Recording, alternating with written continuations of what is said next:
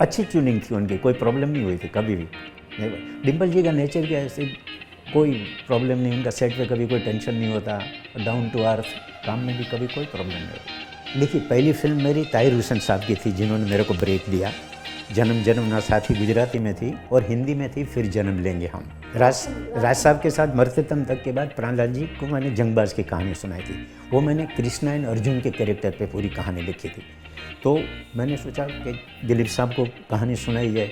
प्राण जी ने भी बोला कि दिलीप साहब अगर करते तो बेस्ट है, राज साहब की तो एक सुपर हिट हमने की है फिल्म। तो मैंने दिलीप साहब को कहानी सुनाई। देखिए, इस टाइप के सब्जेक्ट मतलब काफ़ी रिस्की होते हैं, और ये बाबरी मस्जिद गिरने के बाद हादसे हुए थे, उसके बाद ये बना। तो मैंने तभी यही सोचा कि अगर इसको एज इट इज बनाएंगे ना तो शायद पब्लिक डाइजेस्ट ना भी करे, तो हम कमर्शियल वे में सच्चाई को प्रेजेंट करें, और जो अपने को कहना है वो एंड में हम लोग बता दें सारी बातें। तो वो नाना को भी अच्छी लगी थी। विमल जी वेलकम। 47 इयर्स हो गया आपको इंडस्ट्री में, और आप कैसे देखते हैं 47 इयर्स को? थैंक यू भारती जी। देखिए, मतलब इंडस्ट्री में इतने साल गुजारे मैंने, और काफ़ी कुछ सीखा है और काफ़ी एक्सपीरियंस भी लिए है। तो हमेशा मैं लाइफ टाइम में मैं याद रखूँगा, क्योंकि मेरा करियर स्टार्ट यहीं से हुआ, और जो कुछ भी मैंने पाया वो यहीं से पाया है। तो इंडस्ट्री को मैं भूल नहीं सकता हूँ। आपकी पहली फिल्म जो मैंने पढ़ा इस पांडु हवलदार की रीमेक थी, वो भी दादा कोंडके की फिल्म पांडु हवलदार। टेल मी कैसे हुआ वो फिल्म, वो बनी कैसे फिल्म? देखिए, पहली फिल्म मेरी ताहिर हुसैन साहब की थी, जिन्होंने मेरे को ब्रेक दिया। जन्म जन्म ना साथी गुजराती में थी और हिंदी में थी फिर जन्म लेंगे हम। उसके बाद वो पिक्चर हिट हुई गुजराती। तो उस टाइम पे गुजराती फिल्म इंडस्ट्री का एकदम पिक पीरियड चल रहा था। तो दादा कोंडके को किसी ने बोला कि दादा आप गुजराती में कोई फिल्म बनाओ ना। तो दादा बोले मैंने तो कभी गुजराती में फ़िल्म की ही नहीं है। बोले मेहुल कुमार के साथ बनाओ। तो मेरे को जब फ़ोन आया तो मैं खुद भी एकदम चौंक गया। मैं बोला अभी दादा कोंडके इतने बड़े, मतलब नाम उनका इतने फेमस महाराष्ट्र में पूरा। तो मैं गया मिलने के लिए, तभी उनकी तारदेव में ऑफिस थी, वहाँ पे मैं गया, मिला उनको। बोले मेरे को पांडु हवालदार का रीमेक करना है गुजराती में, और मैं खुद करूँगा, आप डायरेक्ट। तो मैंने बोला मेरा दादा देखिए, मैंने पांडु हवालदार देखी है फिल्म, लेकिन उसमें जो डबल मीनिंग के डायलॉग हैं ना वो गुजरात में नहीं चलेंगे। वहाँ फैमिली ऑडियंस देखती है, और कॉमेडी फिल्म वहाँ आज तक बनी नहीं है, लेकिन सब्जेक्ट बहुत अच्छा है, मैं बनाऊँगा। बोलते हैं यू आर डायरेक्टर और यू आर राइटर ऑल्सो, जो चेंज करना है करो, मैं एक्टिंग करूँगा, बोलते प्रोड्यूस। तो इस तरह से फिल्म फाइनल हुई। और मैंने जब अनाउंसमेंट हुआ तो गुजरात के लोग भी बोलते थे अरे गुजरात में पांडु हवालदार नाम रखा, चंदू जमादार नाम रखा था मैंने। चंदू जमादार गुजराती फिल्म कौन देखेगा, बोलते। और दादा को गुजरात में कोई पहचानता नहीं था। लेकिन पिक्चर रिलीज़ हुई, सुपर हिट हुई एंड सिल्वर जुबली हुई। आपने ताहिर हुसैन की बात की, पर मुझे मुझे जो याद है, कोई ट्रिविया है कि जब ताहिर हुसैन ने बोला आपको करने के बाद, लेकिन आपको एक्चुअली डायरेक्शन के लिए ऑडिशन देना पड़ा था, तभी आपको फिल्म मिली भी थी शायद, ऐसा कोई कहानी है। So tell me about that story. देखिए, मतलब मैं गुजराती स्टेज पे काम करता था, डायरेक्ट भी करता था, राइटिंग भी करता था। तो उस टाइम पे भी गुजराती फिल्मों का दौर चल रहा था ज़बरदस्त। तो ताहिर साहब उस टाइम पे खून की पुकार की गुजरात में शूटिंग कर रहे थे। तो किसी ने उनको बोला कि आप गुजराती फिल्म बनाओ सर। तो बोले भाई गुजराती तो मेरे को कोई मालूम नहीं है, लेकिन देखते हैं। फिर बम्बई में आके उन्होंने किसी को पूछा, तो बोले गुजराती में एक ये प्ले है वो बहुत सुपर हिट हुआ है, मेहुल कुमार है, बोलते तो आप देखो। और मेरे को फिर वही वापस ताहिर साहब की ऑफिस से फ़ोन आया।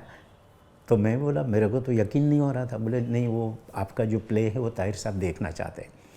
तो मैंने बोला ठीक है। भाईदास में शो था, हम लोग ने, ताहिर साहब आए तो सारे आर्टिस्ट लोग भी एकदम चार्ज हो गए, अरे ताहिर साहब प्ले देखने के लिए आ रहे। और ताहिर साहब ने प्ले देखा, उनको अच्छा लगा। फिर मेरे को बोले कि कार्ड दिया और मेरे को ऑफिस में कल आके मिलना, हम बात करेंगे, बोलते। तो मैं तो खुश हो गया। मैंने चलो जाते हैं। महबूब स्टूडियो के सामने उनकी ऑफिस थी, वहाँ पे मैं गया और कहानी उनको सुनाई। कहानी उनको बहुत अच्छी लगी। वो मेरी नॉवेल थी एक, उसके ऊपर से वो कहानी थी। तो मेरे को बोलती इसको डायरेक्ट कौन करेगा। मैं बोला सर डायरेक्ट मैं ही करूँगा, क्योंकि कहानी मेरी है, स्क्रीन प्ले, सॉन्ग्स, गाने भी मेरे थे उसमें। तो जितना जस्टिफाई मैं कर पाऊँगा शायद दूसरा नहीं कर पाए। तो बोलते ठीक है, एक काम करो, कल फ़ोन कर लेना, हम आपको बताएंगे बोलते। तो मैं सोचा शायद अब बात नहीं बनेगी, मैं चला गया। सुबह दूसरे दिन फ़ोन किया तो ताहिर साहब मेरे को क्या बोलते, तुम्हारी कहानी नासिर भाई सुनेंगे। अब नासिर हुसैन साहब, तो मैं बोला ठीक है। बोले तुम परसों आ जाओ, नासिर साहब को कहानी सुनाओ, फिर वो जो बोलेंगे वो हम लोग करेंगे बोलते। तो मैं तो एकदम और टेंशन में आ गया कि अभी नासिर साहब इतने बड़े मेकर कहानी सुनेंगे। तो मैं नासिर साहब को कहानी सुनाई। वो बोले कहानी तुम्हारी बहुत अच्छी है, लेकिन तुम कॉन्फिडेंस से कैसे बोल रहे हो कि डायरेक्शन मैं ही करूँगा।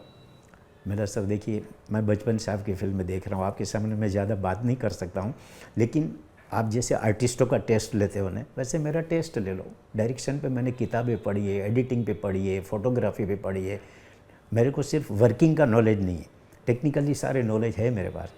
तो वो बात उनके दिमाग में बैठी। बोले ठीक है, एक काम करो, हमारी शूटिंग चल रही है बोलते, और वहाँ पे फिल्मिस्तान में 6 बजे के बाद पैकअप हो जाएगा। तुम 7 बजे से लेकर रात के 2 बजे तक शूटिंग करो। इसमें से जो भी अच्छे सीन तुमको लगे 2-3 सेलेक्ट करो। हम कैमरामैन भी तुमको देंगे और यूनिट भी पूरा हमारा होगा। तो मैं बोला चलो ठीक है। तो मैं तो एकदम उस दिन खुश होके फिर टेंशन में भी आ गया कि अब मेरे को प्रूफ करना है अपने आप को। फिर दूसरे दिन मैं तो 5:30 बजे ही वहीं पहुंच गया। तो उन्होंने नए नए आर्टिस्ट जो होते थे उस टाइम पे ऑफिस में ही सब फोटोग्राफ्स में आते थे, उसमें से सिलेक्ट किए थे। 1-2-3 लड़कियां थी, 2-3 लड़के थे, और उसमें से फिर मैंने सिलेक्ट किया। और एक दूसरा मेरे को सबसे बड़ा वहाँ पे हिंट ये मिला कि उनके कैमरामैन तो बहुत बड़े उस टाइम पे नाम वाले होते थे। बोले कैमरामैन तुम्हारे ये रहेंगे मिस्टर रविकांत रेड्डी, जो असिस्टेंट हैं इनके, मुनीर खान के। फिर मैं समझ गया कि कैमरामैन मेरे को नया इसलिए दिया है, असिस्टेंट दिया है, ताकि मेरे को कुछ गाइड नहीं कर सके। लेकिन मैंने शूटिंग की, एक लाइट सीन, एक रोमांटिक सीन, ऐसे करके 3 सीन शूट किए। और फिर नसीर साहब ने पूरा वो एडिट करके देखा और ताहिर साहब को बोला कि ही कैन डायरेक्ट बोलते, और एक काम करो फिल्म हिंदी में भी बनाओ बोलते। इस तरह से वो फिल्म मेरी पहली गुजराती, जन्म जन्म न साथी, हिंदी फिर जन्म लेंगे हम बनी। और रविकांत रेड्डी ही कैमरा में रहा, जो मुनीर खान का उस टाइम पे असिस्टेंट था। कौन से फिल्म ने आपकी लाइफ को पूरा चेंज कर दिया? कौन सा वो एक सिनेमा था? वो मरते दम तक।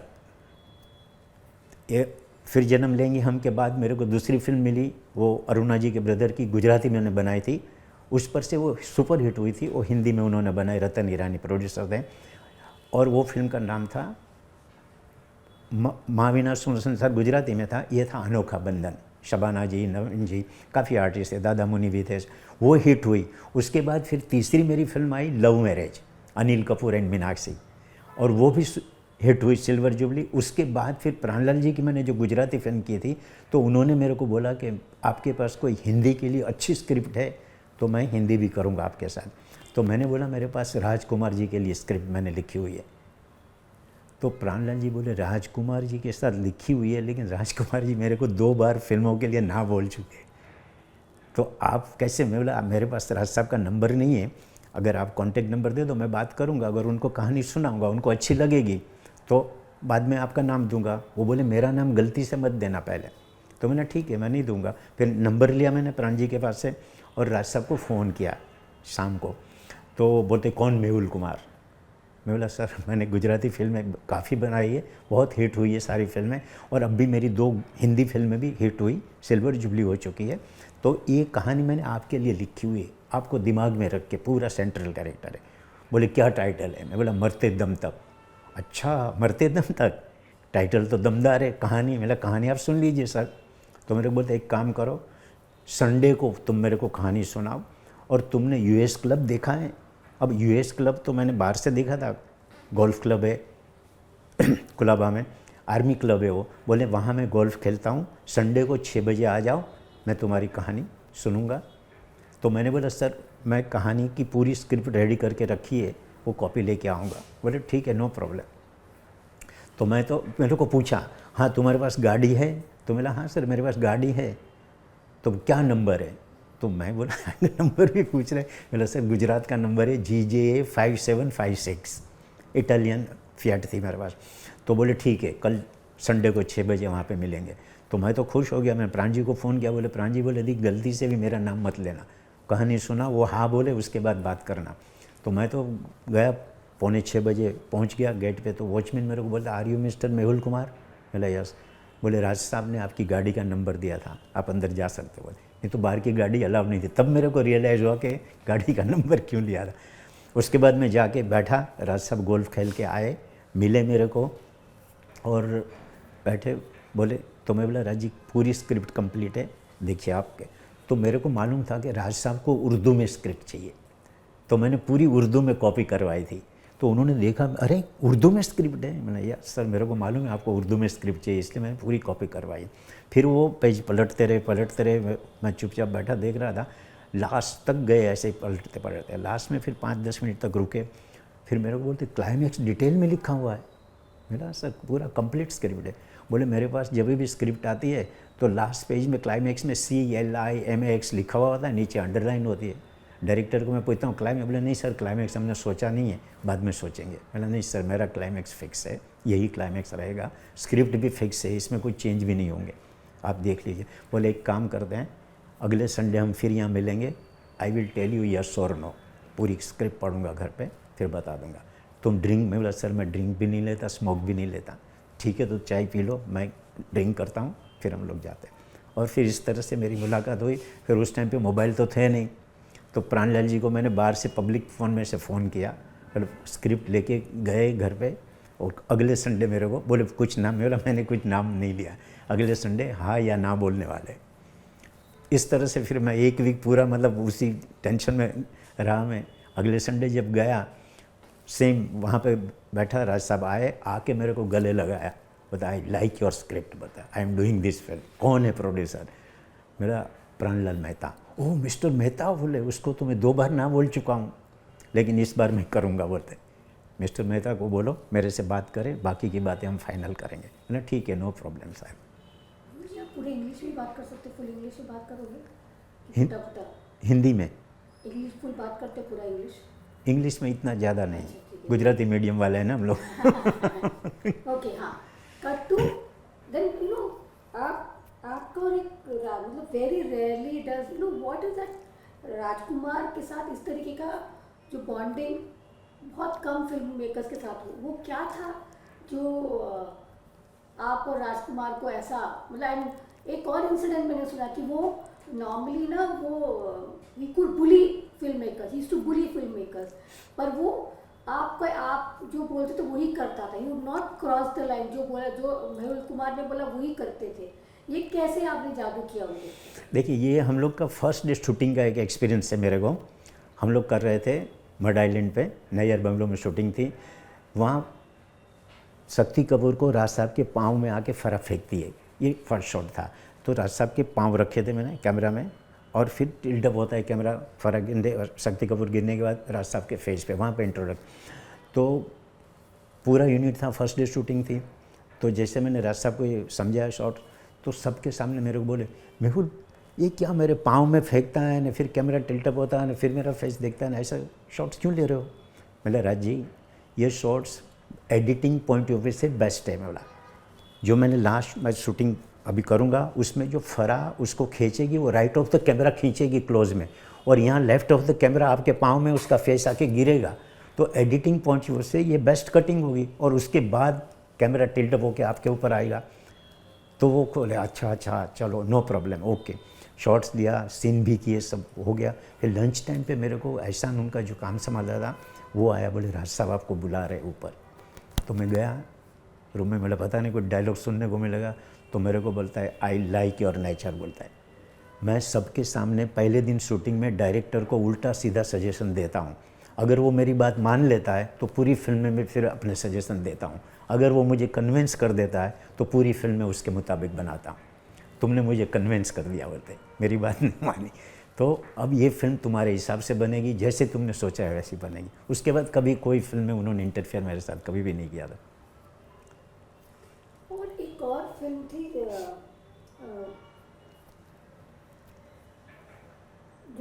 जो आपने मुझे बताया भी था कि दिलीप कुमार पहले करने, जंगबाज। यस जंगबाज।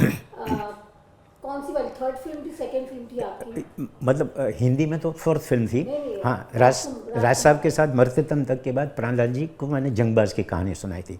वो मैंने कृष्णा एंड अर्जुन के कैरेक्टर पे पूरी कहानी लिखी थी। तो मैंने सोचा कि दिलीप साहब को कहानी सुनाई जाए, प्राण जी ने भी बोला कि दिलीप साहब अगर करते तो बेस्ट है, राज साहब की तो एक सुपर हिट हमने की है फिल्म।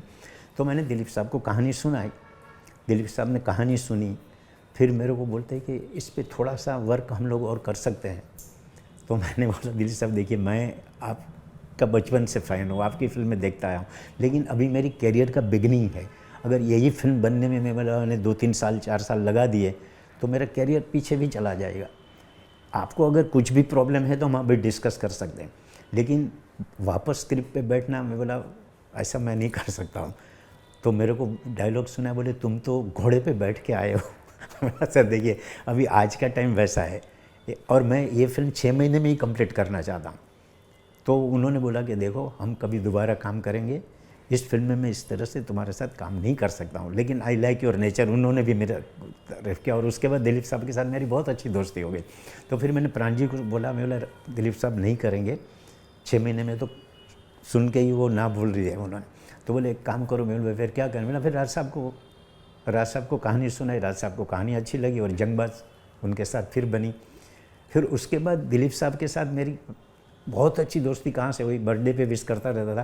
क्रांतिवीर पिक्चर जब रिलीज़ हुई उसके बाद दिलीप साहब को किसी ने बोला होगा कि क्या फिल्म बनी है, बोलता है। तो वहाँ से मेरे को यासीन यूनुस की या कोई था उनका, उस टाइम में कोई देखता था, उसका फ़ोन आया, बोले दिलीप साहब क्रांतिवीर देखना चाहते हैं। तो मैं बोला नो प्रॉब्लम, ट्रायल रखेंगे। तो दत्त साहब के बंगलों में ट्रायल रखा। मैंने नाना को बोला दिलीप साहब आज फिल्म देख रहे हैं।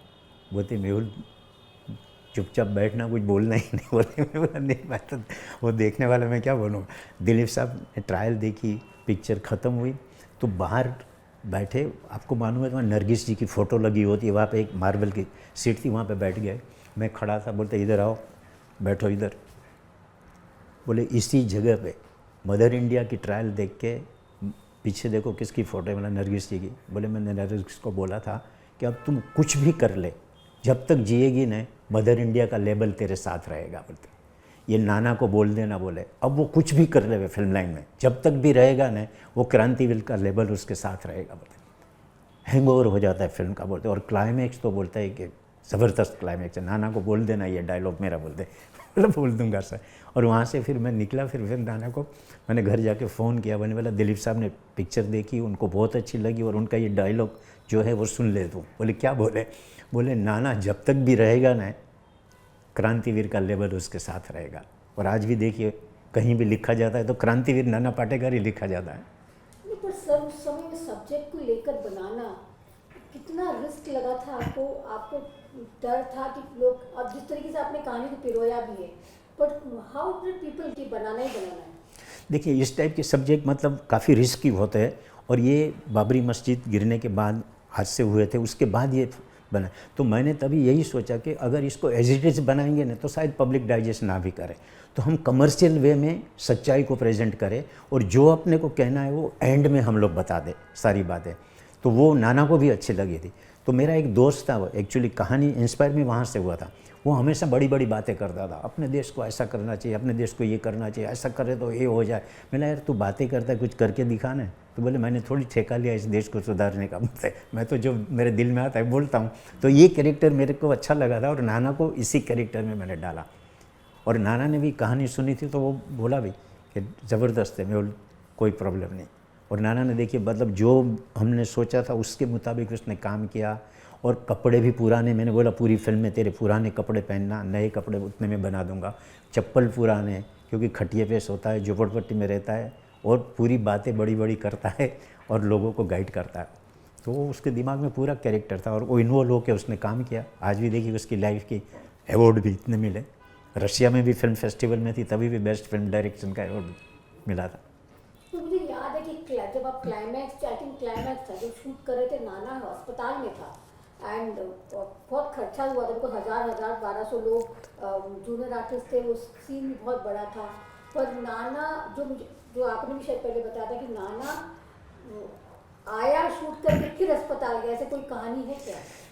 एक्चुअली क्या था, हम लोग ने पहले क्लाइमैक्स फाइनल कर लिया था, डेट भी फाइनल थी सबकी और जूनियर आर्टिस्ट 1000 थे पूरे। और फिल्म सिटी में मैंने सेट भी लगाया था वो फांसी का पूरा। तो सडनली नाना को हार्ट में कुछ प्रॉब्लम हुई थी, उसकी वजह से वो नानावटी में भर्ती हो गया था और ये हम लोग ने डिसाइड किया था उसके बाद हुआ। तो मैं फिर मिलने के लिए गया नाना को हॉस्पिटल में। नाना देख हम लोग तेरी तबीयत ख़राब है तो क्लाइमैक्स नहीं करते हैं।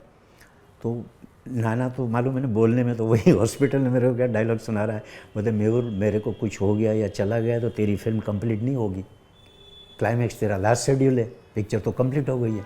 मैंने ऐसा क्यों बोल रहा है यार, ऊपर वाला करे तो 100 साल जी। बोलते नहीं मैं ऐसे ही बोल रहा हूँ तेरे को, तो एक काम कर तू शूटिंग एक दिन में ख़त्म कर सकता है। मैंने हाँ हो सकता है। बोले कैसे होगा? मेरा वो मैं सोच लेता हूँ कैसे होगा, वो कोई प्रॉब्लम नहीं। तो बोले मैं एक दिन में अगर क्लाइमैक्स करता है तो मैं कर दूंगा। तो मैं बोला ठीक है। मैं बोला देख मैं 4 कैमरे मंगवाऊंगा, तेरा अकेले का डायलॉग है और किसी के डायलॉग हो ही नहीं, और डैनी साहब को तेरे को एंड में मारना है, वो भी साइलेंट शॉट। तो तुम डायलॉग याद कर लो, मैं 4 कैमरे लगाऊंगा, एक मिड शॉट होगा, एक क्लोजअप होगा, एक लॉन्ग शॉट और एक क्रेन पे। तो कटिंग में कर लूँगा, जूनियर आर्टिस्ट के शॉट्स में बाद में लूँगा। तो बोले नो प्रॉब्लम, फिर करते हैं। और सोचिए उस आदमी ने पूरा वो सीन मैंने उसको दिया था वो याद कर लिया, और उसमें मेरा तेरे को एक्स टेम्पो में कुछ भी वर्ड आगे पीछे चेंज करना यू कैन, मेरा कोई प्रॉब्लम नहीं होगी, लेकिन मेन थीम यही है अपना। तो वो बोले ठीक है नो प्रॉब्लम, कल सुबह बोलता है मैं आ जाऊँगा। और सोचिए वो एम्बुलेंस में डॉक्टर को लेके हॉस्पिटल से आया। आज मैं किसी को बोलूं कि मरते ये अपना क्रांतिवीर का क्लाइमैक्स मैंने एक दिन में किया है तो कोई नहीं मानेगा, लेकिन एक डैनी साहब भी परेशान थे, बोलते मेहुल जी हो जाएगा। मैंने हो जाएगा ना ना ऊपर ही वहीं डायलॉग बोलना है उसको, और मैंने 4 कैमरे लगा रहा हूँ। तो उस तरह से शूटिंग किया और वो यादगार क्लाइमैक्स है जो एक दिन में हुआ। कलम वाली बाई पे आते, पर कलम वाली बाई कैसे बनी? मतलब ये आज भी अगर परफॉर्मेंस बात करो तो डिम्पल कपाड़े की बात तो याद लोग वही करते कि कलम वाली बाई है। तो ये कैसे हुआ and was Dimple your first choice? देखिए जब कहानी फाइनल हुई तो मैंने सोचा कि कोई मैच्योर्ड आर्टिस्ट जो मतलब परफॉर्मेंस भी सही ढंग से कर सके, इसको ये रोल देना चाहिए। तो डिम्पल जी मेरे दिमाग में आई, तो मैंने डिम्पल जी को घर जाके कहानी भी सुनाई। कहानी उनको बहुत अच्छी लगी, लेकिन मेरे को बोलते हुए तो गुजराती में मेरे से बात करते थे। बोले मेहुल जी ये रोल में पब्लिक मेरे को डाइजेस्ट करेगी? मैं बोला देखो जो अच्छे आर्टिस्ट होते हैं ना उनको जिस तरह से आप प्रेजेंट करो ना पब्लिक डाइजेस्ट करती है। मेरा परेश को पहली बार मैं बोला मैंने पॉजिटिव रोल दिया था क्रांतिवीर में, लोगों ने एक्सेप्ट किया ना, तब वो कॉमेडी रोल कर रहा था, विलन के रोल कर रहा था। तो ऐसा कुछ नहीं है। मैं बोला मेरे को आपके ऊपर भरोसा है, आप ये रोल कर पाओगे। तो बोले ठीक है मैं कर लेती हूँ नो प्रॉब्लम। और उन्होंने किया, और आज भी देखिए बोले मैं कहीं भी जाती हूँ तो लोग मेरे को कलम वाली बाई बोलते।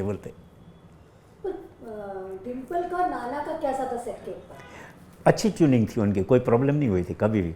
नहीं, डिम्पल जी का नेचर क्या है, ऐसे कोई प्रॉब्लम नहीं, उनका सेट पे कभी कोई टेंशन नहीं होता, डाउन टू अर्थ, काम में भी कभी कोई प्रॉब्लम नहीं होती। और नाना और राजकुमार को लाना, वो कहानी क्या, उसके पीछे की कहानी, और कौन सी फिल्म में आपने उनको साथ लाया और कैसे लाया, और सेट पे क्या माहौल होता है? देखो दोनों इतनी ईगो वाले, दोनों very strong headed, very fantastic actors, एक फ्रेम में लाना कैसा था? देखिए तिरंगा की स्क्रिप्ट मैंने जब फाइनल की, मेरी होम प्रोडक्शन ही फिल्म थी, तो मैंने सोचा राज साहब के साथ दूसरा जो कैरेक्टर है कोई पावरफुल आर्टिस्ट लेंगे हम लोग। तो पहली बार मैंने कहानी रजनी जी को सुनाई थी, और नाम भी उसमें देखिए पिक्चर में सेम नाम रखा हुआ है, रजनी जी का ओरिजिनल नाम शिवाजी राव वागले। तो हाँ, तो मैंने कहा हाँ पिक्चर मैंने वागले पिक्चर में रखा था, हाँ शिवाजी राव रियल था। रिपीट कर दो ना, ओवरलैप हो गया। देखिए मतलब तिरंगा की स्क्रिप्ट जब मैंने फाइनल की तो पहले मेरे दिमाग में राज साहब तो थे ही, राज साहब के साथ मैंने सोचा था कि रजनी जी को लेंगे, पहली बार आएंगे, तो मैंने नाम भी उनका ओरिजिनल रखा हुआ था, शिवाजी राव वागले सर ने रखी थी चाहिए। और फिर मैंने रजनी जी से बात किया फ़ोन पे, बोले कहानी सुनूंगा मैं, फिर मद्रास जाके कहानी भी सुनाई। फिर मेरे को बोले कहानी तो बहुत अच्छी है, मेरा नाम भी ओरिजिनल रख दिया आपने, लेकिन बोलते सर मेरे को एक ही टेंशन है, वो राज साहब है, बोलते उनके साथ काम करना कुछ गड़बड़ हुई तो टेंशन हो जाएगी, बोलते तो इस बार मेरे को माफ़ कर दो, नेक्स्ट टाइम कभी भी करेंगे, बोलते। तो वो भी नहीं कर पाए। उसके बाद नसीर भाई को सुनाई तो उन्होंने भी इस पॉइंट पे छोड़ दी, ना बोल दिया। अब मैं बोला क्या करें, तो उस टाइम पे मेरे जो पब्लिसिटी डिज़ाइनर थे ना, उन्होंने मेरे को सजेस्ट किया नाना का नाम, उसकी एक फ़िल्म रिलीज़ हो गई थी। तो मेरे को बोले मेरे भाई नाना के पास अभी कोई फ़िल्म है नहीं, अगर नाना को ये रोल दे दो बहुत अच्छा सेटअप बन जाएगा। मैं बोला अभी नाना को मैं तो जानता नहीं हूँ, आप मेरे को फ़ोन नंबर दे दो तो मैं बात करूँगा। उस टाइम पे मोबाइल थे नहीं, तो मैंने नाना को फ़ोन किया तो बोलता मैं कमर्शियल फिल्में नहीं करता। मैं बोला नाना देखो, कमर्शियल फिल्मों से तुम्हारी पहचान वर्ल्ड वाइज होगी। अब तुम आर्ट फिल्में कर रहे हो, आर्ट फिल्में मैं बोला बॉम्बे से बोरीवली तक चलती है, वही हिट होती है तो दूसरे सर्किट में रिलीज़ होती है। क्या बात कर रहा है मेरा, मैं फैक्ट बता रहा हूँ। मेरा स्क्रिप्ट रेडी है, मेरा रेडी स्क्रिप्ट है, कब सुन, बोला जब बोलो सुनाऊंगा। बोलते कल आ जाओ 11 बजे मेरे घर पे। लोखंड वाला एड्रेस दिया मेरे को, सुबह 11 बजे गया, कहानी पूरी सुनाई, सब्जेक्ट उसको बहुत अच्छा लगा। बोले कैरेक्टर तो बहुत अच्छा है। और मैं बोला देखो सब कुछ फाइनल है, स्क्रिप्ट में कोई चेंज नहीं, यही है। बोलता लेकिन मेरी एक शर्त रहेगी, अगर राज साहब ने सेट पे कुछ भी इंटरफियर किया ना तो मैं सेट छोड़ के चला जाऊंगा और वापस नहीं आऊँगा। बोला राज साहब मेरे सेट पे कोई इंटरफियर नहीं करते और उनकी ये मेरी तीसरी फिल्म है। तो बोले ठीक है no problem, I am doing. फिर प्राइस की बात फाइनल हुई और मैं घर से निकला, मैंने कल मेरे साइनिंग अमाउंट तेरे को दे दूँगा, नो प्रॉब्लम। और फिर मैं रात को राज साहब को फ़ोन किया मैंने राज जी वो कैरेक्टर फाइनल हो गया। बोलते कौन हुआ मेहुल? मैंने नाना पाटेकर। अरे नाना पाटेकर वो तो बदतमीज़ किस्म का इंसान है, बोलता है सेट पे गाली गलौज करता है, मार पिटाई कर लेता है। क्या बोला कुछ? मैं बोला राज जी वो इतना ही बोला कि अगर राज साहब ने इंटरफियर किया तो मैं सेट छोड़ के चला जाऊँगा, वापस नहीं आऊँगा। तो बोले मेहुल तुम्हारी फिल्म में मैं कहाँ इंटरफियर करता हूँ। बोलते ठीक है, बोले कर लो फिर कोई प्रॉब्लम नहीं। सर मैंने उससे सारी बातें क्लियर कर ली है, सेट पे कोई टेंशन नहीं है, कोई चेंज नहीं होगा, कुछ नहीं है। Okay no problem, we are doing. बोलते और फिर इस तरह से फिल्म स्टार्ट हुई। और हाईलाइट ये हुआ था कि मुहूर्त के दिन एक बहुत बड़े प्रोड्यूसर डायरेक्टर, मैं नाम नहीं लूँगा, मुहूर्त के दिन मेरे को क्या बोलते, भगवान करे तेरा ये तिरंगा लहराए। बोलते तो ऐसे ही एक ईस्ट को और एक वेस्ट को लेके बना रहे होते। और देखिए फिल्म कंप्लीट हुई, 6 महीने में कंप्लीट हुई, रिलीज़ भी हुई और सुपर हिट भी हुई। आपने ना राजकुमार के साथ तो काम किया ही, बट आपने धर्मेंद्र एंड जितेंद्र के साथ भी काफ़ी, और मिथुन, ये तीनों मतलब ऑल 70s एंड 80s के बहुत बड़े बड़े एक्टर्स के साथ भी आपने काम किया। धर्मेंद्र जितेंद्र के बारे में बताइए किस तरह की। धर्म जी ने मेरे साथ 3 फिल्में की, जीतू जी ने भी 4 फिल्में की। तो धर्म जी जीतू जी के साथ भी मेरे कभी कोई प्रॉब्लम होती नहीं थी। अच्छा धर्म जी का तो मैं आपको बताऊँ ना कि धर्म जी को जब मैं डिटेल में स्क्रिप्ट सुनाता था ना तो वो क्या बोलते थे, मेहुल मेरे को डिटेल में स्क्रिप्ट मत सुनाओ, कहानी सुना दो, सेंट्रल आइडिया सुना दो, कॉस्ट्यूम मतलब डिस्कस कर लेते हैं और मेरे को डेट बता दो, मेरे को तुम्हारे पे भरोसा है। बोलते हैं जब मेरे पास आए हो तो सब्जेक्ट मेरे हिसाब से ही होगा, रोल भी मेरे हिसाब से होगा, मेरे को कोई प्रॉब्लम। वो कभी भी फिर इंटरफियर भी करते ही नहीं थे धर्म जी का। तो धर्म जी को भी उर्दू में चाहिए सीन तो देते थे और बहुत अच्छा हम लोग का हो गया था ट्यूनिंग। जीतू जी के साथ भी इतनी अच्छी ट्यूनिंग थी मेरी, कभी कोई प्रॉब्लम नहीं हुई।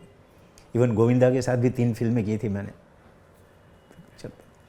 आपको आपने गोविंदा का नाम लिया तो आपको लगता है गोविंदा जिस तरीके का उसका करियर जाना था जो वो गया कि नहीं गया?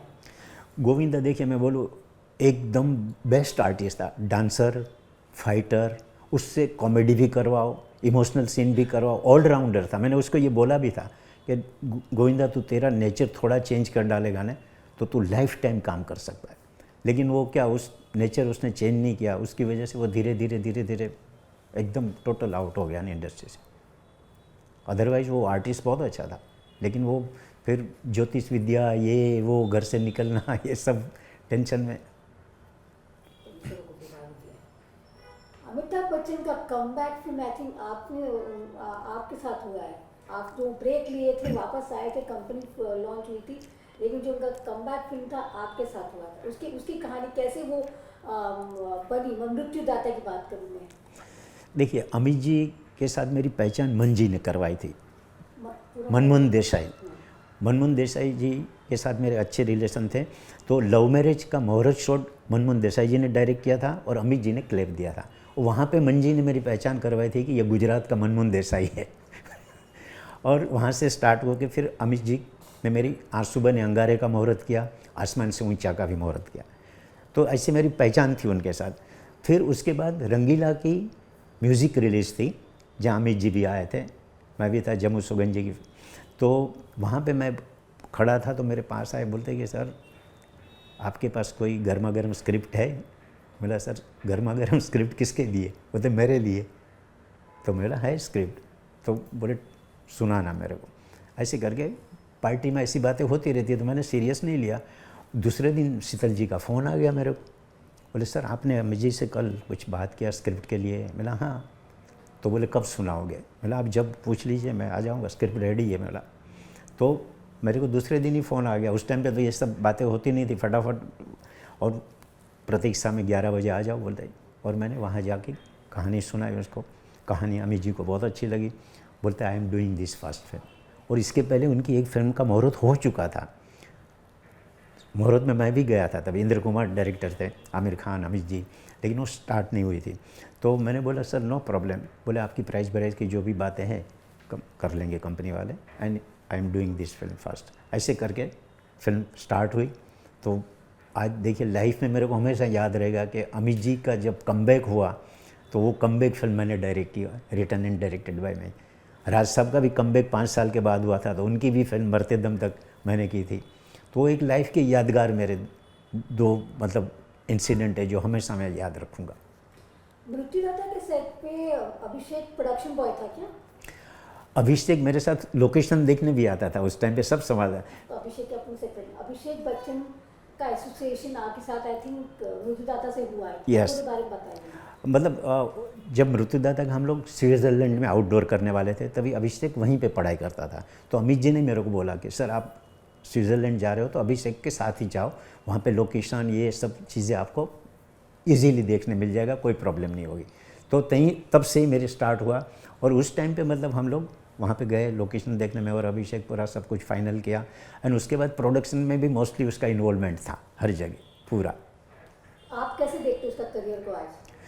अभिषेक मतलब आर्टिस्ट तो है ही अच्छा, लेकिन क्या है कि अमित जी इतने बड़े स्टार है, उसका बेटा है, तो जब बहुत बड़े स्टार के बेटे आते हैं तो बाप के साथ कंपेयर तो होते ही है, तो वो थोड़ा सा प्रॉब्लम आ जाता है कभी कभी।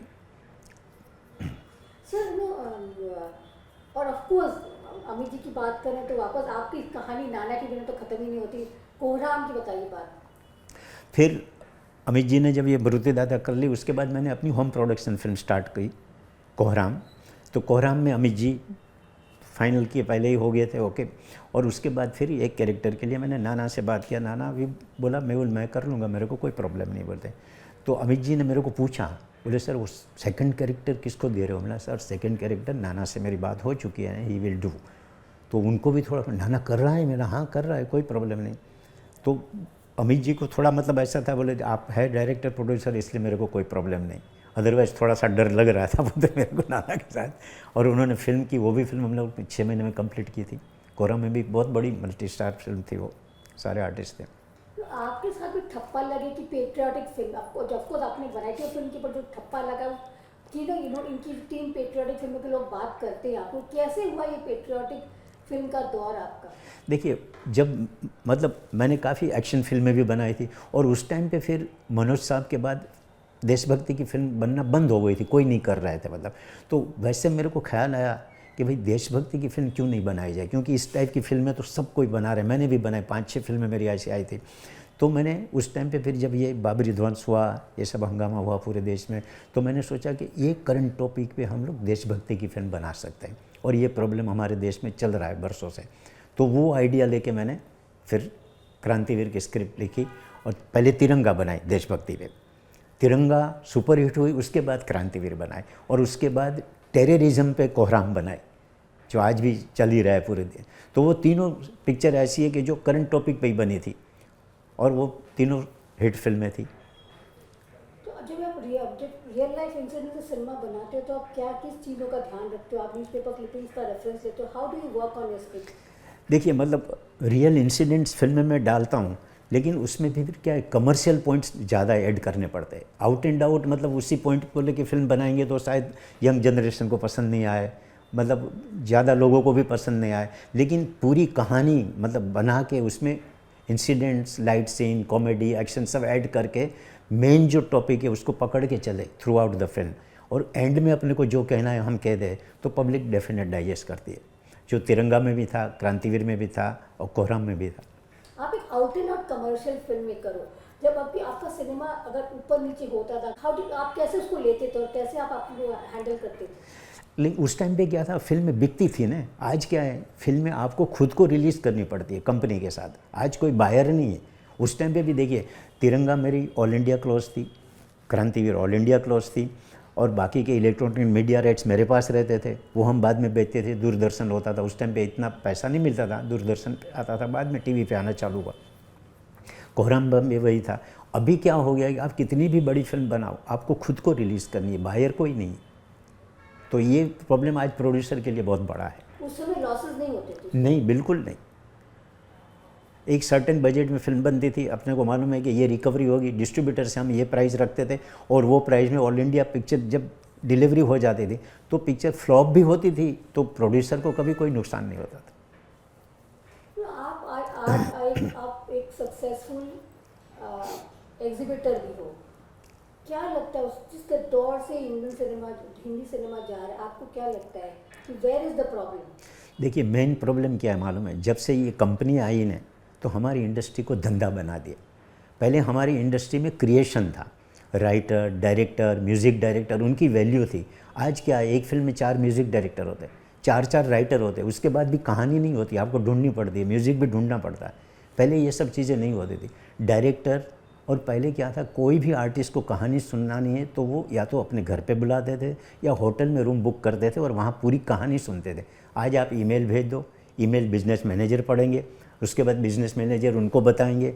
तो मतलब आर्टिस्टों ने भी क्रिएशन साइडवेज कर दिया है, फिल्म मेकिंग को धंधा बना दिया। पहले कोई एड फिल्में नहीं करते थे आर्टिस्ट लोग, आज सब एड फिल्में करते हैं, साइड बिजनेस है। पहले की मैं आपको किस्सा सुनाऊँ, राज साहब का जब मरते दम तक हिट हुई तो 4 मीनार सिगरेट उस टाइम पे इंडिया में बहुत फेमस थी, हैदराबाद में उनकी फैक्ट्री। तो मेरे को वहाँ से फ़ोन आया एक बार 4 मीनार वालों का, एमडी बोलते मैं बात कर रहा हूँ 4 मीनार का, मेरे को आपसे राज साहब के लिए बात करनी है। तो मेरा आपको फिल्म बनानी है? नहीं नहीं, फिल्म नहीं बनानी, बोलते हमारी ऐड करवानी है सिगार की राज साहब से। मैं बोला राज साहब थोड़ी ऐड करेंगे। तो आज की जो कंपनी वालों की आदत है ना, वो आदत उन्होंने थी उस टाइम पे मेरे को बताया कि राज साहब एक फिल्म का कितना पैसा लेते हैं। मैंने 15 से 20 लाख रुपया लेते हैं, वो डिपेंड अपॉन सब्जेक्ट, डायरेक्टर। तो बोले हम एक दिन की शूटिंग का 20 लाख देंगे, आप बात करो। मैं बोला मैं बात करूंगा, लेकिन राज साहब ऐड करेंगे ऐसा मेरे को नहीं लगता है। बोले आप बात तो कीजिए ना। तो मैं राज साहब को शाम को जब वो गोल्फ खेल के आते थे तो उनका टाइम था, फ़ोन करो तो 8 से 10 के बीच में बात कर देते वो। तो मैंने फ़ोन किया राज साहब को, बोले क्या बात है मेहुल, अभी रात को याद आ गई मेरी। बोला राज साहब आपको 4 मीनार सिगार वाले याद कर रहे। बोलते 4 मीनार सिगार वालों का मेरा क्या काम है? मैंने वो आपसे ऐड करवाना चाहते। मेरे से ऐड करवाना चाहते? मैंने हाँ। तो बोले तुम्हारी बात हुई? मैंने मेरी बात हुई। बोले तुमने क्या बोला? मैंने सर मैंने कुछ नहीं बोला, उन्होंने जो बोला है ना वो आप सुन लीजिए। बोले क्या बोले वो? बोले राज साहब को एक दिन की शूटिंग का हम 20 लाख रुपया देंगे। बोलते तो मैं बोला तुमने क्या बोला? मैंने सर मैंने कुछ नहीं बोला, आप जो बोलोगे वो मैं उनको बोलूँगा। तो बोलते उनको बोल देना कि राजकुमार कोई आलू टमाटर नहीं है, बोलता है जो कोई भी उसको खरीद सकेगा, बोलता है, और गलती से मेरा नंबर मत देना उसको। मैं बोला बस यही डायलॉग मेरे को उनको सुनाना था, आपने बोल दिया, अब मैं सुना दूंगा। और गुड नाइट बोल के फिर फ़ोन रख दिया मैंने। फिर मैंने उनको फ़ोन किया, मैंने राज साहब ने जो बोला है ना वो सुन लीजिए। मेरा बोले राज साहब क्या बोले? राज साहब ये बोले कि राजकुमार कोई आलू टमाटर नहीं है कि उसे कोई भी खरीद लेगा। बोले इतना पैसा एक दिन की शूटिंग का, और ना बोल दिया। मैंने ना बोल दिया, और आपको मेरा नंबर, आप उनका नंबर देने के लिए भी ना बोला है, मेरे से बात भी मत करवाना बोले। तो ये आर्टिस्ट होते थे उस टाइम पे। आज आप हर कोई ऐड कर रहा है। सीक्वल्स का ज़माना है, अब आई एम श्योर आपको भी बनाया, तिरंगा 2 बनाया, क्रांतिवीर 2 और भी सारी बातें। तो आप are you planning to make any sequels? देखिए तिरंगा 2 के लिए मेरे पास ऑफ़र आई, 1-2 कंपनी से मीटिंगें भी हुई, नाम नहीं लूँगा मैं, लेकिन वहाँ पे क्या है, उन्होंने मेरे को बोला कि आप वन ऑफ द पार्टनर हमारे साथ आ जाओ। तो मैंने वो ना बोला, बोला मेरे को पार्टनरशिप में कोई इंटरेस्ट नहीं है, डायरेक्शन की बात करो, मैं डायरेक्ट करूँगा, सेटअप जो बनाना है हम बना सकते हैं। नाना से भी मैंने बात किया, नाना भी एग्री हुआ था, नाना भी मेरे को यही बोला मैं पार्टनरशिप मत रखना। क्योंकि क्या है, आज कंपनी के साथ पार्टनरशिप रखो, 3-3 4-4, आपने देखा होगा प्रोड्यूसर, 4 प्रोड्यूसर होते हैं, अब उनके ऑफिस के थ्रू सब मैनेज होता है। वो जो खर्चे बताएंगे वो खर्चे अपने को मानने पड़ते हैं, वो जो बोलेंगे वो अपने को करना पड़ता है। तो अभी मतलब सरेंडर होके काम करना पड़ता है, जो हमने लाइफ में कभी किया नहीं है। इसलिए मैंने जागो के बाद कभी फिल्म बनाई ही नहीं। मैं बोला मैं डायरेक्शन करूँगा, बाकी कुछ नहीं। तो बोले ठीक है हम सोचते हैं। मेरा आप सोच लीजिए फिर मेरे को बताना। तो बाद में मैंने फ़ोन किया ही नहीं, ना उनका फ़ोन आया है मेरे को भी। री रिलीज का भी दौर चल रहा है, हर मतलब बहुत सारी फिल्में री रिलीज हो रही है और लोग चाहेंगे कि फिल्म लाइक क्रांति ये तिरंगा वापस सिनेमा में आए। आप सोच रहे हो? नहीं देखिए, मेरे को ऑलरेडी एग्जीबिशन का है हमारे पास 22 साल से। आज क्या है, फिल्म रिलीज़ करनी है तो कोई बायर नहीं है, आपको खुद के अकाउंट में रिलीज़ करनी पड़ेगी। तो आज पुरानी फिल्में रिलीज़ करो तो थिएटर रेंट तो है नहीं, परसेंटेज के ऊपर है। अब परसेंटेज पे क्या हो गया है मल्टीप्लेक्स वालों का। अभी समझो मेरी फिल्म फ्राइडे अच्छी गई तो सैटरडे चलेगी, सैटरडे अच्छी गई तो संडे, अगर नहीं गई तो फिल्म डिसकंटिन्यू होती है, और जो फिल्म हिट होती है ना उसके शो वापस बढ़ा देते हैं। तो री रिलीज में भी वो रिस्क है बहुत बड़ा, और पब्लिसिटी आपको खुद करनी है। पब्लिसिटी डिस्ट्रीब्यूटर तो है ही नहीं, आप खुद पब्लिसिटी करो, कमीशन उनको रिलीज़ कर दो, और यूएफओ का पेमेंट जो भी करना है वो आप करो, उसके बाद होता है। तो वो पहले वाला टाइम नहीं है। पहले री रिलीज़ में क्या है भाई, प्रिंट दे देते थे, पिक्चर चलती थी उसके हिसाब से होता था। अभी तो पिक्चर नहीं चली तो संडे मंडे डिसकंटिन्यू पिक्चर आपकी। कितनी नई फिल्में रिलीज़ होती है वो ऐसे डिसकंटिन्यू हो जाती है, प्रोड्यूसर को मालूम भी नहीं होता। फ़ोन करके पूछेंगे डिस्ट्रीब्यूटर को या थिएटर वाले को, बोलेंगे भाई आपकी फ़िल्म तो, बोले नहीं वो तो संडे को ही निकल गई। ये हालत है। लास्ट क्वेश्चन, इंडस्ट्री में दोस्त हैं कि दोस्ती है कि नहीं है? देखिए पहले तो दोस्ती थी, अभी आज दोस्ती है कि नहीं वो मुझे मालूम नहीं, क्योंकि आज तो कोई किसी, पहले हर बर्थडे पे फ़ोन पे लेटर पे विशिंग होता था, मैरिज में आते थे, फंक्शन में आते थे। आज वो सब है ही नहीं। आज कहीं भी जाने के लिए भी आर्टिस्ट प्राइज़ मांगते हैं, ये मैं सुनता हूँ तो मैं खुद हैरान हो जाता हूँ। आज सोचिए, जब मैंने मेरी बेटी की शादी की थी, वो डिज़ाइनर भी थी, राज साहब फर्स्ट टाइम मैरिज में आए थे और उसको गिफ्ट दिया था गोल्ड का न पूरा। तभी प्रेस वाले कोई मान नहीं रहे थे, बोले राज साहब थोड़ी आएंगे, वो कहीं पार्टी में भी नहीं आते, मैरिज में तो सवाल ही नहीं है। और तभी वो बोले कि मेरी बिटिया की शादी है मेहुल, मैं डेफिनेट आऊँगा बोलते, और वो आए मैरिज में। तो पहले के आर्टिस्टों में रिलेशन थे, अभी वो रिलेशन है ही नहीं। कुछ भी मैरिज फंक्शन होता था, फैमिली फंक्शन होते थे, एक दूसरे के घर पे आना जाना, फ़ोन पे बातें होना, आज वो सारी बातें है ही नहीं। एक लास्ट क्वेश्चन, ये लास्ट था लेकिन एक और काटना जरा, काटते हैं इसकी। अमिताभ बच्चन पे स्पेशल करना है मुझे कि brand Bachchan, why is Amitabh Bachchan a one man industry today, why is he? देखिए कुछ तो मतलब, और फर्स्ट पर्सन में बात करो, आप कैमरा से बात कर रहे हो, फर्स्ट पर्सन में बात करो, अमिताभ बच्चन नाम लेके बात। हाँ देखिए अमिताभ बच्चन जी, वो मतलब इंडस्ट्री में मैं ये कहूँगा कि जब तक सूरज चांद रहेगा ना, अमित जी का नाम रहेगा। ऐसे उनके साथ वाले आर्टिस्ट सारे घर पे बैठे हुए, उनके बाद आए थे वो भी घर पे बैठे हुए। तो आज इतनी लंबी इनिंग्स वो खेल रहे हैं, तो कुछ ना कुछ तो प्लसमेंट होगा ना उनका नेचर, उनका काम करने की स्टाइल और इन्वॉल्वमेंट, ये सारी चीज़ें उनके पास है। तो अमित जी तो मतलब कोई दोबारा कोई अमित जी की जगह ले सके वैसा मेरे को नहीं लग रहा। और उनका बड़ापन ये है कि एक बार उन्होंने स्क्रिप्ट ओके कर दिया ने तो सरेंडर टू डायरेक्टर। उनका सेट पे कोई टेंशन नहीं होता, ना ड्रेस पे कोई टेंशन होती है, कुछ नहीं। वो जो डायरेक्टर बोलेंगे वो काम करेंगे, जो डायरेक्टर ने फाइनल किया वो फाइनल। एक किस्सा मैं सुनाऊँ तो, मैंने जब पहली फिल्म उनके साथ की थी तो मैं दूसरे उनके अपोजिट जो आर्टिस्ट था उसका क्लोज़अप ले रहा था। वो बैठे हुए थे, मैंने बोला कि सर आप वैन में जाके बैठ सकते हैं, मैं इनका क्लोज़अप ले रहा हूँ, 1-1.5 घंटा लग जाएगा। तो बोलते मैं यहाँ बैठूँ तो आपको कुछ प्रॉब्लम है? मेरा मेरे को प्रॉब्लम नहीं है, आपके लिए मैं बोल रहा हूँ। तो नहीं, बोलते मैं सेट छोड़ के नहीं जाता सर। फिर बाद में लंच टाइम पे मैंने उनको पूछा तो मेरे को बोलते दिलीप साहब ने मेरे को एक बार कहानी सुनाई थी, दिलीप साहब कभी सेट छोड़ के नहीं जाते थे। तो बोले देखो सामने वाला का क्लोज़अप डायरेक्टर ले रहा है, वो तुमने जो उसको वार्निंग दिया उसके रिएक्शन देने वाला है। अब नेक्स्ट क्लोज़अप जब तुम्हारा आएगा तो तुम उसके दिमाग में तुम्हारे रिएक्शन होंगे तो तुम उस रिएक्शन से आगे जा सकते हो। ये बड़ी बात। जब आजकल के आर्टिस्ट तो गेटअप होता है तो वो भी निकाल डालते हैं, शॉट दे के वैन में चले जाते हैं, बाद में बुलाने पड़े। तो अमित जी का ये प्लस पॉइंट भी है। तब आज उनकी एक्टिंग इस एज में भी हर कैरेक्टर में दिखती है, कैरेक्टर में इन्वॉल्वमेंट दिखता है जो बहुत कम लोगों में। तभी तो आज 82 में भी वो बिजी है, काम कर रहे हैं। और कोई किस्सा है मृत्युदाता के सेट पे का? मृत्युदाता के सेट पे तो ऐसी कभी कोई प्रॉब्लम हुई नहीं। कोई ट्रिविया, पहले दिन का याद है कोई सीन? पहले दिन का भी आराम से सब शूटिंग हुई थी, कुछ प्रॉब्लम था ही नहीं। सिर्फ एक किस्सा ये है कि हम लोग अमित जी तो प्रोड्यूसर थे, स्विट्ज़रलैंड शूटिंग जब हम लोग करने वाले थे तो अमित जी को मैंने बोला सर देखिए आपको यूनिट के साथ होटल में रहना है। तो मुझे बोलते क्यों ना, देखो आप कोई दूसरी होटल में ठहरोगे तो हीरोइन भी दूसरी होटल का बोलेगी, दूसरे आर्टिस्ट भी बोलेंगे, टेक्नीशियन के साथ हम नहीं रहेंगे। लेकिन आउटडोर जब हमारे जाना है तो आप निकले कि नहीं वो दूसरे को वेट करेंगे, अमित जी निकले कि नहीं, यूनिट निकल गया। तो हम लोग स्विट्ज़रलैंड में शूटिंग कर रहे हैं तो राइट टाइम पे शूटिंग स्टार्ट होनी चाहिए। तो मैं चाहता हूँ कि हम लोग एक ही होटल में ठहरे और सारा यूनिट एक बस में, किसी के लिए गाड़ी नहीं। प्रोड्यूसर आप हो लेकिन मैं बोल रहा हूँ, मैं हमेशा आउटडोर जाता हूँ तो ये करता हूँ। तो बोलते आई एम एग्री सर।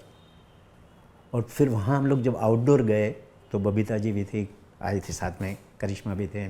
तो मेरे को सब ने पूछा आर्टिस्टों ने, बोले अमित जी भी इसी होटल में ठहरे? मैं बोला हाँ क्यों? बोले नहीं ऐसे ही पूछ रहे हैं। मैं बोला और गाड़ी? बोले गाड़ी किसी के लिए नहीं है, सबको बस में जाना है, अमित जी भी बस में आएंगे। तो अमित जी भी आए और 7:30 बजे सब नीचे रेडी बस में। तो ये सब चीज़ें मतलब मेरे को याद रही और अमित जी मान भी गए थे। बोले सर आपका आइडिया सही है, बोलते हैं। मैं बोला सर क्या होता है देखो राइट टाइम पे, नहीं तो क्या अभी आप निकले कि नहीं, फिर आप निकलोगे फिर वो निकलेंगे, यूनिट वहाँ जाके बैठा होगा, शूटिंग के वेट करना पड़ता है इधर, तो आउटडोर में ये कॉस्टली हो जाता है। तो ये एक मेरे को याद है अच्छी तरह से कि वो मान गए थे, कभी कोई प्रॉब्लम नहीं था। हालांकि वो प्रोड्यूसर थे तो भी वो ठहरे थे।